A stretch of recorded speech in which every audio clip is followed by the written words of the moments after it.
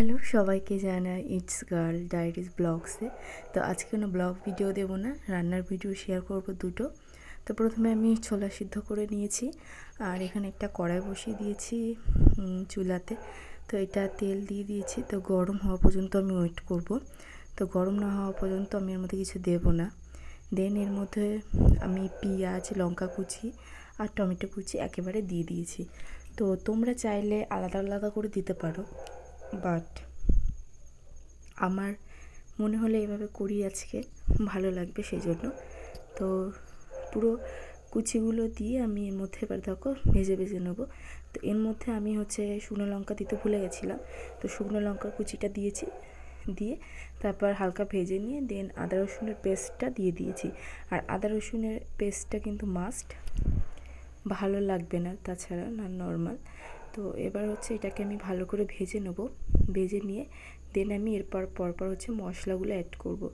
তো প্রথমে আমি এখানে নুন আর হলুদটা দিয়ে দিয়েছি এর মধ্যে। এরপর আমি বাকি মশলাগুলো অ্যাড করব, জিরা গুঁড়ো, ধনিয়া গুঁড়ো, তারপর হালকা লঙ্কার গুঁড়ো, তারপরে মিট মশলা, ছোলার ওই মশলাটার আমি নাম জানি না, মানে ছোলার ঘুগনি করার জন্য একটা মশলা, সেই মশলা আর ধনে পাতাটা দিয়ে দিয়েছি।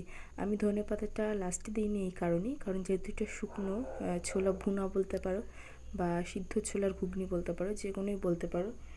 তো এবারে দেখো আমি ছোলাগুলো এর মধ্যে দিয়ে দিয়েছি, দিয়ে এর সাথে এবারে নেড়ে চেড়ে সুন্দর মতো আমি ভেজে নেব। আর এটা খুবই সহজ একটা রেসিপি, আর ইফতারিতে খুবই ভালো জমে রেসিপিটা। নর্মাল দিনেও করতে পারো, মুড়ির সাথে খেতে পারো অনেকে। তারপরে এর মধ্যে শসা কুচি, পেঁয়াজ কুচি, দেন টমেটো কুচি, এগুলো দিয়ে তারপরে শুধু খায়, তারপর ঝুরি ভাজা দিয়ে, বেশ ভালোই লাগে।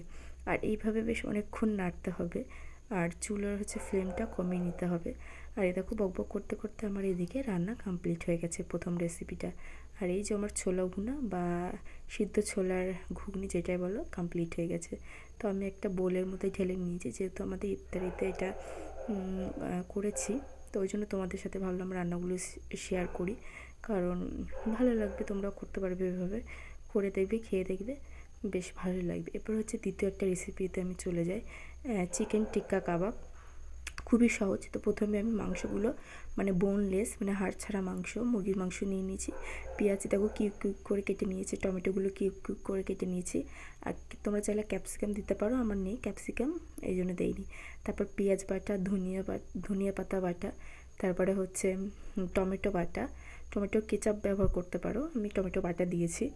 দেন আদা রসুন বাটা, এরপর নুন, তারপর হলুদ গুঁড়া, জিরা গুঁড়া, ধনিয়া গুঁড়া, এগুলো দেখো দিয়ে দিয়েছি এক এক করে। আর তারপর মিট মশলা। আর এখানে চাইলে কেউ কাবাবের ওই তান্দুরি বা কাবাবের যে মশলাটা হয় সেটা দিতে পারো। তারপরে আমি গরম মশলা বাটা দিয়ে দিয়েছি। তারপরে এখানে আমি আরেকটা মশলা দিয়েছি, সেটা আমি এত ভুলে যাচ্ছি না, আদা রসুনের পেস্ট দিয়ে দিলাম। দেন গোলমরিচের গুঁড়া দিয়ে দিয়েছি। আর এবার এগুলোকে মাখাবো। আর হ্যাঁ, এরপর আমি ঘি দেব, আর ঘিটা দিলে স্বাদটা বেশি ভালো লাগে, খুবই টেস্টফুল হয় আর কি। কারো কাছে যদি একদম ঘরোয়া ঘি থাকে সেটা দেওয়ার চেষ্টা করবে, আরও বেশি টেস্ট হবে। দেন আমি এখানে এবার একদম খাঁটি সরিষার তেল, মানে কাচ্চিঘানি, খাঁটি তো অত খাঁটি পায় না, বাট কাচ্চিঘানিটা আমাদের এখানে মোটামুটি ধরা হয় একটা ভালো ভেজাল মুক্ত সরিষার তেল।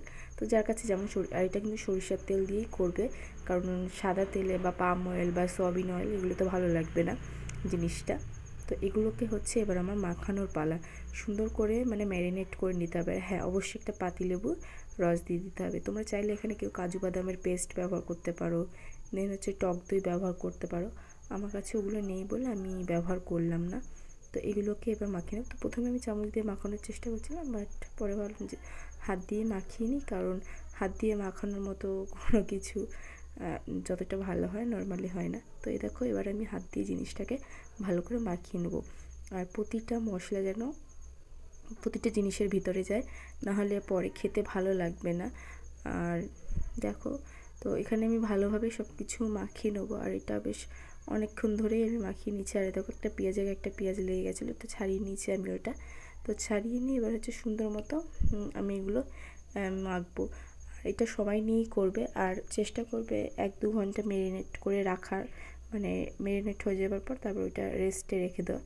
তো নাহলে একদম সদ্য করলে না খারাপ লাগে না খেতে, বাট আমার কাছে খুব একটা ভালো লাগে না, এই আর কি। তো এই যে আমি দেখো ভালোভাবে মাখাচ্ছি, আর প্রত্যেকটা জিনিসের মধ্যে মশলাটা ঢুকলে তবে ভালো লাগবে। তবে আমি আজকে আগুনে পুড়াবো না, মানে হচ্ছে আমি একটা প্যানের মধ্যে দিয়ে তার উপরে বসাবো। তো তোমরা চাইলে আগুনের মধ্যে পুড়েও করতে পারো, ভালো লাগবে। আর এখানে দেখো আমার মাখা হচ্ছে প্রায় কমপ্লিট হয়েছে।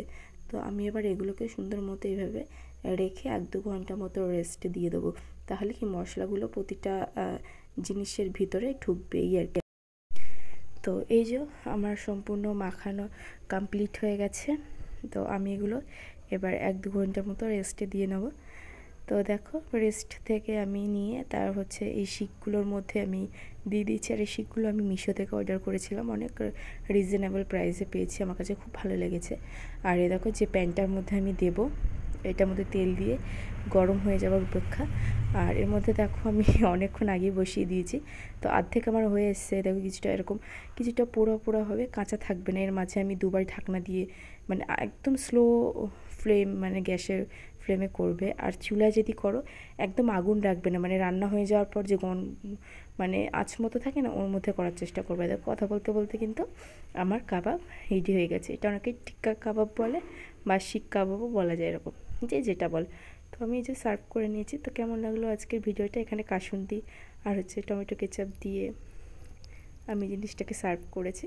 তো কেমন লাগলো অবশ্যই বলো, আর শেয়ার করো বেশি বেশি করে। আর নতুন হলে অবশ্যই আমার চ্যানেলটাকে সাবস্ক্রাইব করো। তো টাটা, বাই বাই, দেখা হচ্ছে নেক্সট কোনো ব্লগে বা ভিডিওতে। ততদিন ভালো থেকো, সুস্থ থেকো, আর আমার জন্য অনেক অনেক দোয়া করো। আর এই যে গুড নাইট, টাটা, আল্লাহ হাফিজ।